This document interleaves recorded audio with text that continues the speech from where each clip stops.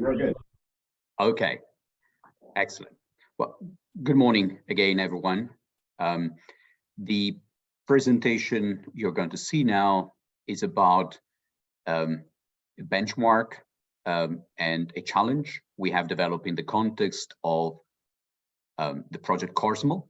You have the link at the bottom of the slide if you're interested in knowing more about using Adam's definitions, digital assets we have developed within this project, as well as instructions.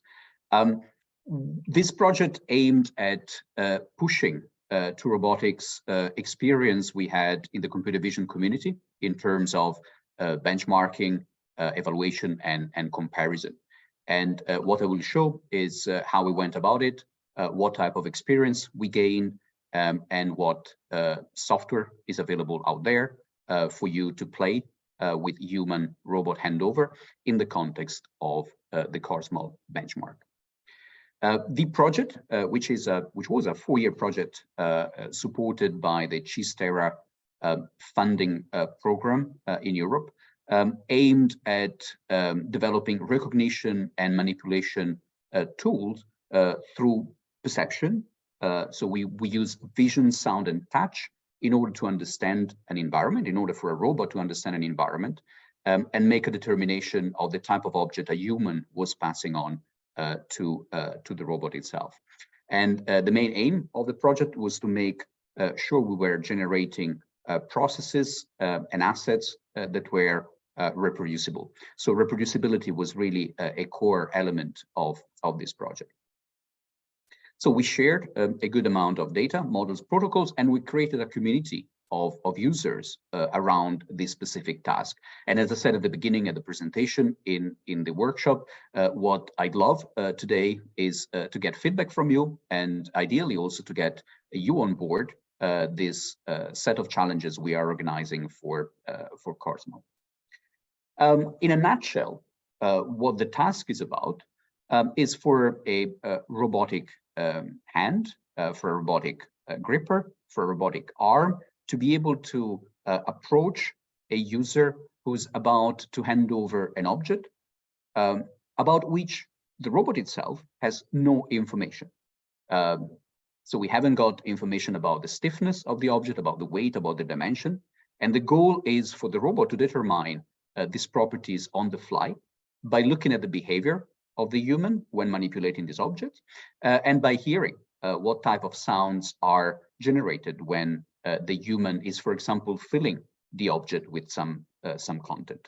So we try really to limit the task into a very, very specific case in order to explore a wide array of challenges in human-robot interaction.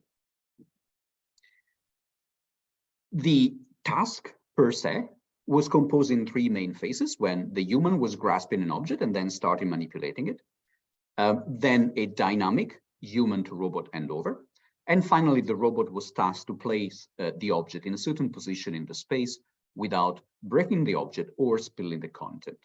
In terms of phases, the first phase would be human manipulation, the second phase a dynamic human robot handover, and finally the robot manipulation.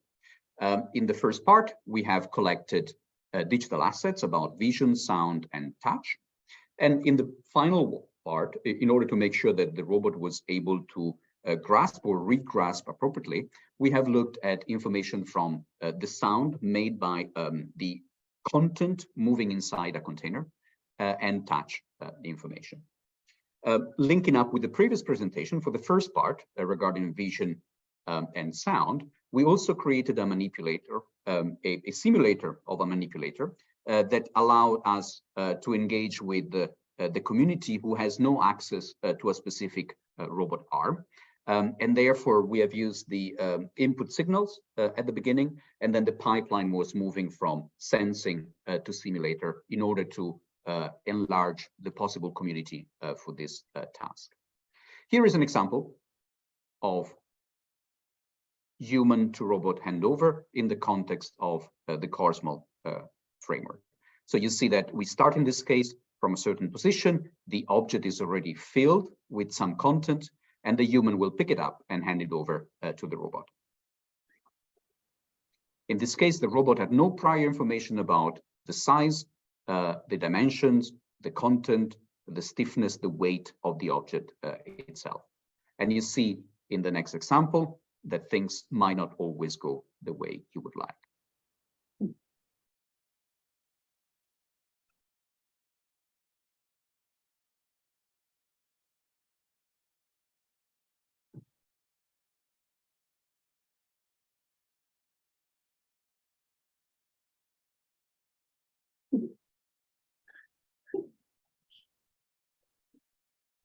Oh. So the idea for this specific HRI task was for the object to determine where the location of the handover would be. Then in the meantime, to determine through the behavior of the human, and I will show you later a number of behaviors we have looked at, determining through the behavior of the human what would be the physical properties of that object in order to grasp it appropriately. So a particular effort in this project was devoted to reproducibility. And for us, reproducibility was about comparing, improving, and then sharing again in order to reproduce the results. And as I mentioned earlier, we have started building up a community of users of this task and the assets that had been developed through this project. And I do hope that today some of you will be also joining us in this community. In terms of physical and digital assets, we have created a benchmark with a set of baseline algorithms for human to robot handovers. And these are available to the community. So they are described in a RAL paper, and in the GitHub repository you see at the bottom left, you will have the full code, the end-to-end code that allows you to reproduce the videos we showed earlier. So applying to a robot arm that is equipped with cameras, and those cameras are determining the location of the object, the size of the objects, and the robot then is driven to pick up that object and to position it in a specific place in the space. In the second column there, you see links to data sets, so digital assets we have created to support research in this area. We started with static objects. You see there are challenges in terms of computer vision because objects are transparent. The content itself will change the properties of the object, not only in terms of appearance, but also in terms of weight and stiffness. And we've been working with different types of containers, so caps and drinking glasses, as well as boxes whose shapes and weights heavily change with the content they have inside. And together with the dataset, we also have developed through the project and through interactions with the community, a number of machine learning models that are available to you should you wish to build on our work. And I will mention a bit more about them towards the end of the presentation. And finally, in the last column, you have there the links to the CORSMAL challenge and evaluation toolkits, where we have all the software that is necessary for you to reproduce the experiments we will discuss in a few minutes. What is important there is that if you are following the benchmark of CORSMAL, you will be able to use the results of all the other participants in the past 2 years and therefore build on their initial results. So what are the evaluation scores we have defined at the very beginning of the project for this task? Well, we first defined a set of perception scores where we wanted to see the ability of the perception system to determine the dimension of the object to be grasped, the fullness, so the filling level of the object whose dimensions have been determined, and then to have an estimation of its mass in order to drive the control of the robotic arm. Then we had a set of robotic scores that looked at how the human hand pose was detected in order not to hurt the human while picking up the object. And then what was the end effect of pose was that an optimal one compared to the human hand pose. And finally, how well the mass then was determined once the object was collected. And finally, we looked at some holistic scores in terms of how well the robot was then completing the task in terms of delivery location, how much content was spilled, and how long it took to complete the task for the robot. One interesting aspect that we had to clarify was, since we wanted people to be able to replicate the experiments across different laboratories, we had to define different type of grasps. In this case, you see a grasp when the person is picking up the container at the bottom, here at the top, and in the bottom right in the middle, where there is a much bigger challenge for the end effector to be able to pick up the container without hurting the human. So you see these three levels were considered in the benchmark, as well as in which position in the space, which broader area in the space the handover should have happened. If you'd like to see all the instructions as well as the code for the CORSMAL benchmark, these are the links. On top, you will see what objects we have used, so what physical asset we have chosen, and we have chosen objects that are widely available worldwide to be purchased in Amazon. And the second one is the link to the code that allows you to replicate the end-to-end experiments I mentioned earlier. Now, let's dive a little bit into the additional features we have enabled the baseline to be working on. So you see there on the left that you have a person manipulating a container by pouring water into it.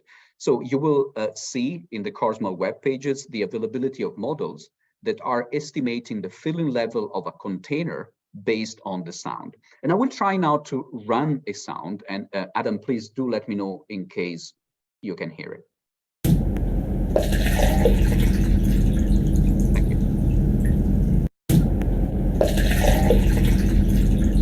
So the idea here is that if the robot is able to listen to the sounds in the environment and can localize, can focus on the area of the environment where the action of interest is happening, as far as the physical property of the content to grasp are concerned, then we can better determine those physical property to increase the robotic scores. Here on the right, instead, you see some experiments that have been run to try and understand how to infer a physical property of an object by observing a human manipulating that object. So the scenario is not meant to be with those type of gloves, but the gloves were meant to associate the movement that can be determined just by using traditional cameras with movements that have been collected with the glove as well, including the forces. And so there, the idea was to understand human actions in order to transfer that knowledge to the robot execution. And I will pick up on some of these works so that you get a sense of the type of functionality this human to robot handover are equipped with in terms of ability to perceive the environment. But before that, let's have a look at the two main data sets we have collected for the CORSMAL task. The first one is a simple container data set, where the idea was to have a range of objects with the varying shapes and varying transparencies in order to enable the robot to understand the static physical properties of those objects, to be able to separate that object from the background in order then to make the reasoning that is associated to the behavior of the human. The second data set is instead more advanced, where we looked at the manipulation of objects by individuals. So as you see here from the illustration, we have a camera on the body of the user, a camera on the end effector, and two cameras on the right and the left of the robot. In addition to that, we use also a microphone array with the idea of collecting sound information and also the direction of arrival of the sound in order to localize the position in the space where the action was happening. And these data sets are available, including the sound information.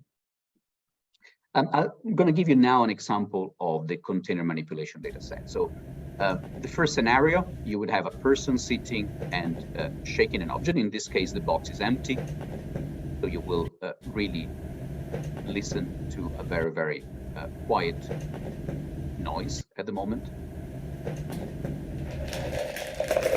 In the second case, a human is pouring material inside a container. So you probably hear here noise being generated through this action, and through this noise, the robot is determining the physical property of it. And finally, the third scenario is when a human is manipulating the object partially outside the field of view of the camera, but within the range of the microphones, and therefore is determining through occlusions what are the physical properties of that object. So, as I mentioned earlier, we have disseminated this data set, and it's now being widely used in the community. And to favor adoption, we have developed a simulator for people who haven't got access to a robotic arm to be able to start from the perception data and then simulate the capabilities of the robot. I wanted also to tell you a bit more about what we have done on the robotic side. Here you see on the right experiments run by Aude Bilar and her group in EPFL regarding the ability of the robot to hear sounds of objects moving within the containers so that to anticipate any possible slipping and to generate a regrasp as appropriate to the prediction made because of the sound that was generated.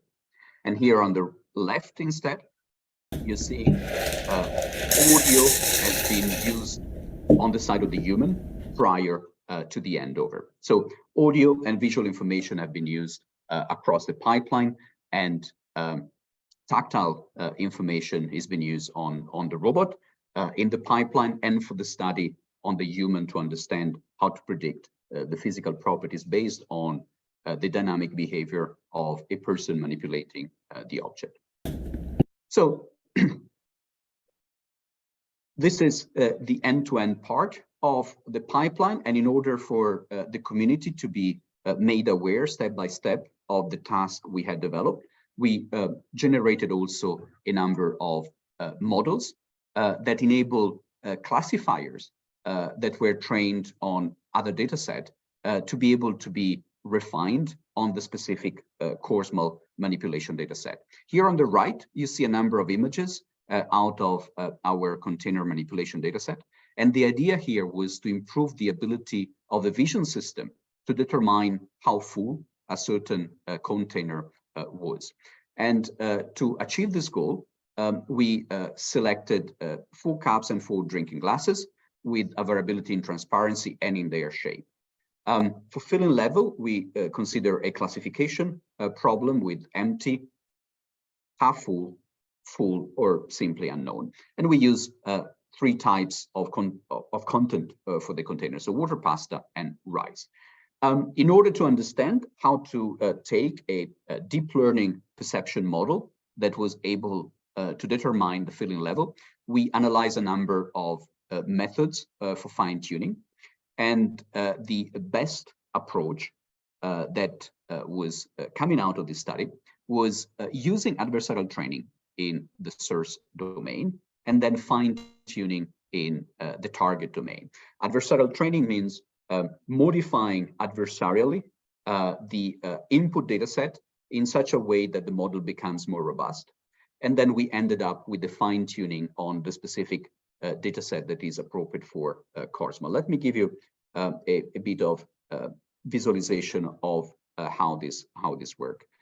So instead of training directly the system on the target data set, we use a pre-trained model that was trained adversarially, meaning the original images that had nothing to do with our target task were corrupted by noise that was meant to drive the classifier into error. And these images corrupted by noise that was targeted to that specific classifier were used for the training. This generates a classifier on the source domain that is more robust to perturbation. And using this more robust classifier for transfer learning on the target domain, by refining only the latest layer of the classifier, allowed us to generate a better classifier of the filling level. And the reason why we had to do transfer learning here is because the data set that is available for filling level is way smaller and insufficient to train a high capacity classifier from scratch. We tried another approach to this, which was not only to look at the variation for transfer learning, but also to look at the physical appearances variation of the data. And in particular, we looked at 3 types of deformation on the spatial domain, on color, and in the spectral domain. And we showed how those augmentations of the input data can be used to increase the ability of the classifier to determine the filling level of the container. So here, the main message is, in robotics, often you have limited access to training data. And there are strategies that allow us to achieve satisfactory performance in terms of accuracy of localization of the objects if we use either data augmentation or transfer learning with the appropriate protocol. Now, one last method I would like to show you, because it has been widely used in the community to build on new results on this pipeline, is the localization and the dimension estimation of the container. Here we are using the 2 cameras on the side of the robotic arm, and we are trying to determine what are the 3D coordinates of the object and its shape. And in here, we go back and forth the 2D view in the cameras and the 3D view of the estimation through a shape fitting procedure that assume that the object is symmetrical. And we are closing in by generating hypotheses of where the 3D points of the objects are in space, in order then to instruct the robot to go and pick up that object of specific dimensions. I'm showing here some examples of how this procedure works. So here we are generating some segmentation masks on each of the views. We are triangulating those, and through an iterative procedure, and the iterations are between the 2D views of the cameras and the 3D projections on the estimated 3D world. We are generating the results you see there in green. And here is another examples of subsequent iterations going and refining the 3D shape of the object to be grasped.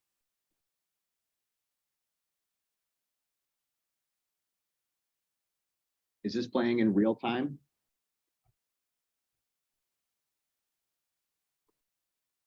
This is offline. And I think it's a few seconds per clip.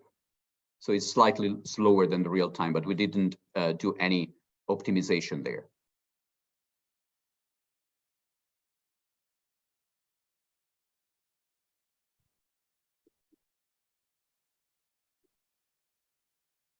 So you see that objects with different shapes are being determined, and even with transparencies. So here again, we play between the 2 2D views and the estimated 3D views and check the consistency of the prediction. The method here is what is indicated in gray here, and is used to determine the width and the height of the objects. And here in magenta, you will see a number of works of people who were not involved in the project, who started picking up on the CORSML human-robot interaction task. Other people then used this approach to determine the capacity of the object. And then other builds on other methods in order to understand the mass of the object. Here are other works that have been developed to determine the filling type, and here other works that determine the filling level. So with the different colors, yellow, cyan, and black, you see what type of perception information people who have participated in the CORSML challenge used. And with the shaded areas, you see the 5 main tasks. So on the top right, the determination of the width and the height of the object. In the middle, the capacity of the container. On the top left, the mass. And at the bottom left, you see the type of content that was determined, usually through sound, as you see here. And there is a work that is looking at both audio and visual information in order to determine the type of content. And finally, the filling level that you see people have used both audio and visual information to see whether the container was empty, half empty, or full. In order to give you a sense of what we have in terms of leaderboard, if you go in the CORSML website, you will see the list of all the participants to the challenge, and you can keep on providing results to our system that will compute the scores and add it to the leaderboard. You have here a sense of which are the universities who so far contributed and participated into this challenge, and I do hope, as I mentioned at the very beginning of today's workshop, that today we can increase this list so that we can enlarge the database of models that are used, and also we can share experience regarding dynamic human-to-robot handovers of an unknown containers. So as a summary, I presented the CORSML benchmark for human-to-robot handovers. In particular, two data sets, the CORSML containers and the CORSML container manipulation data sets. The project developed a protocol and some evaluation toolkits that allow you to compute the scores on the results, and all the code to generate end-to-end the experience are available, including some additional pre-trained models that can be used for additional functionality. Thank you very much for your attention, and I would also thank all the partners from this project and the national sponsors. Thank you.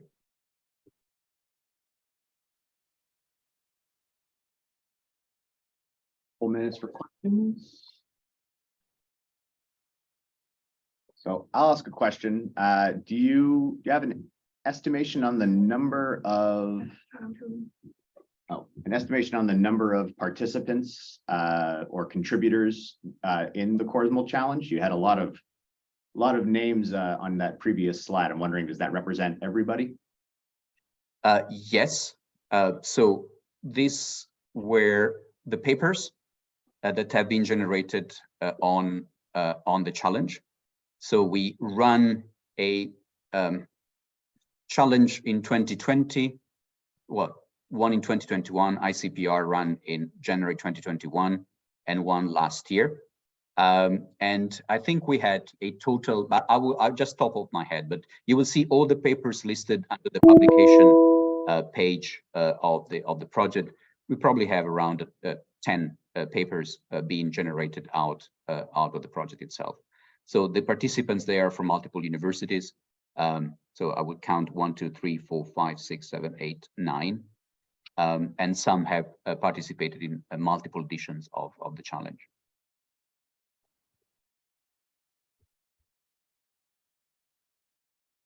Any other questions, Andrea? No? All right. Thank you very much. Thank you.